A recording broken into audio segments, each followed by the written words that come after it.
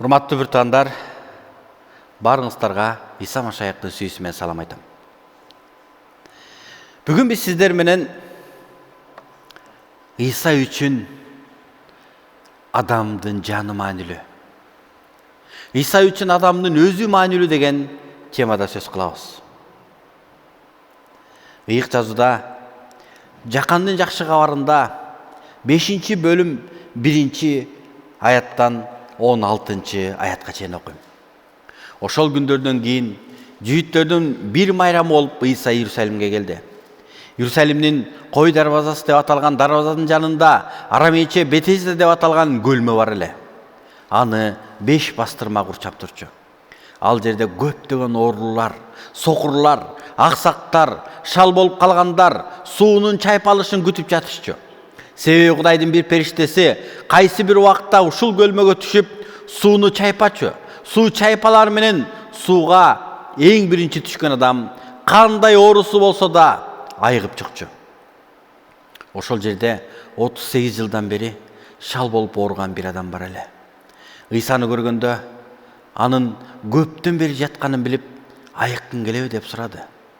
Оорулага: "Мырза, суу чайпалганда мени көлмөгө түшүрө турган адамым жок. Мен жеткенче эле башка бирөө түшүп кетет" деп жооп берди. Исага ордуңан туруп, "Төшөгүңдү ал да бас" деди.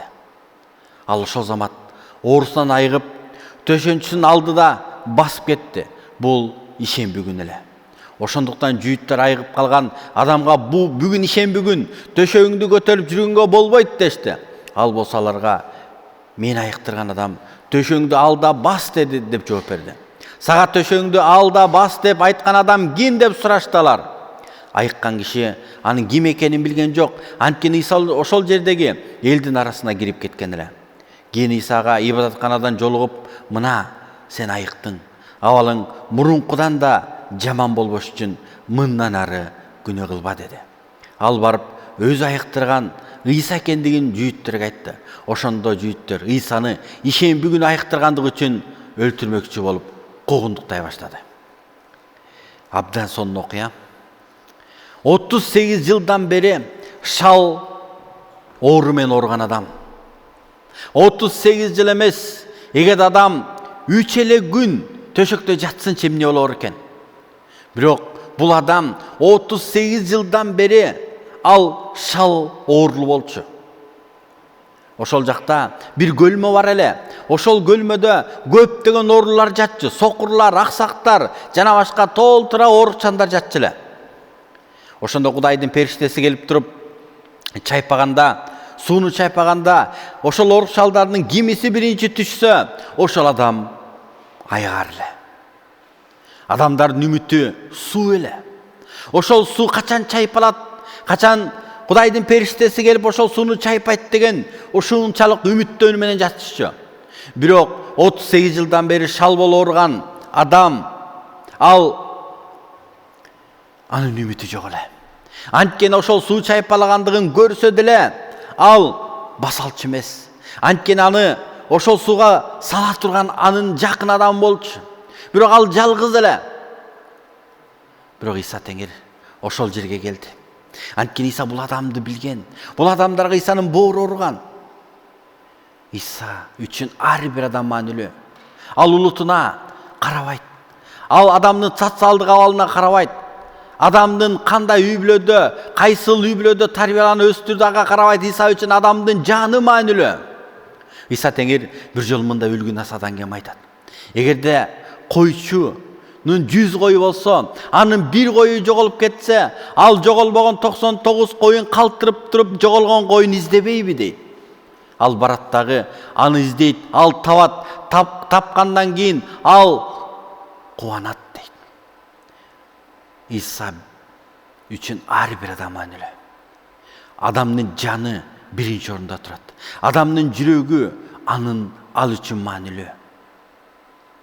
Азыр биз адамдын жаны, адамдын жашоосу бааланбай бараткан заманда жашап жатабыз.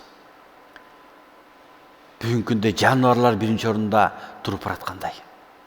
Бүгүнкү күндө адамдын укугуна караганда кайсы өлкөлөрдө жаныбарлардын укугу биринчи орунда тургандай.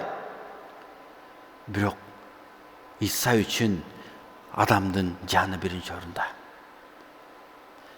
Ошол жерде 38 жылдан бери кыйналган шалоорлу бар эле. Ошондо адамдар майрамдаганы кеткенде Ыйса ошол жактагы кыйналган адамдардын арасына келди.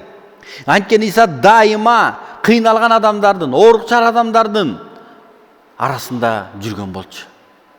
Ал муктаж адамдарды билген, ал ачка адамдарды тойгускан, ал ооруларды айыктырган, өлгөндөрдү тирилткен. Ал дайыма адамдардын муктаждыктарын, адамдарга жардам берип, адамдарга ушунчалык колдоо көрсөткөн болчу. Эмне үчүн? Анткени анын сүйүүсү түрткө берген болчу. Анын сүйүүсү ушунчалык жогору болгондуктан, адам карата, адам затына карата анын сүйүүсү ушунчалык кенен болгондуктан, ал дайыма адамга маани берген.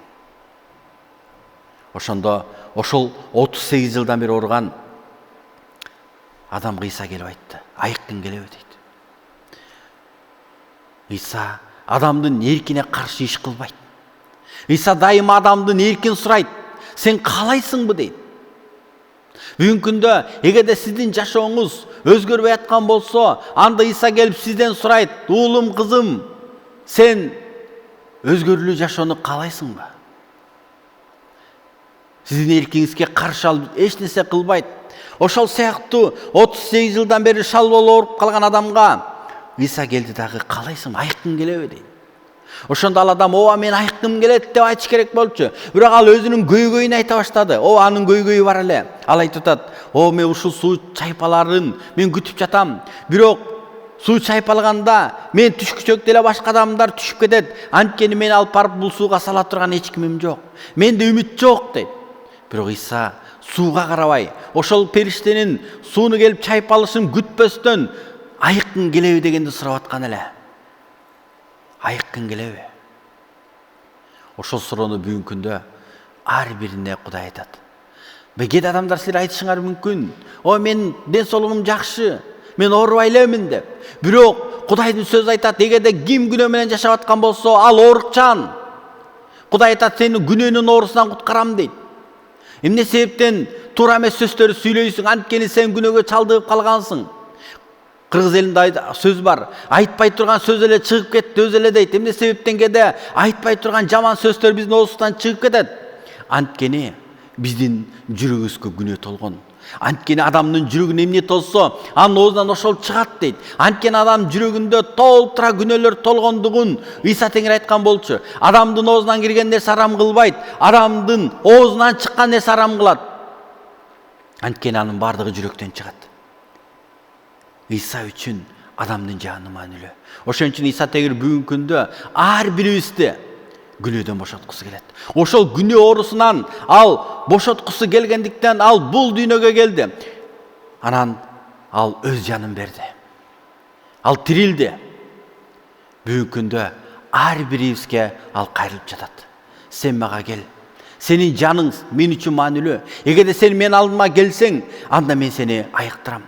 Мен сенин жашооңду өзгөртөм. Мен сенин жүрөгүңдү өзгөртөм. Ыйса үчүн адам маанилүү. Урматтуу бир тууганым, өзүңдүн үйүңдө эле, жалгыз эле чөгөлөп Ыйсанын алдына келип Ыйсанын ысымын чакырсаң болот. Ыйса, менин күнөөмдү кечир. Мени айыктырчы. Менин жүрөгүмдү айыктырчы. Менин жүрөгүм жаралуу. Менин жан дүйнөм талкаланды деп Ыйсанын алдына келсең, ал сени айыктырат. Анткени Ыйса үчүн сен абдан маанилүүсүң. Ыйса сени сүйөт. Кудай сиздерге батасын берсин. Аминь.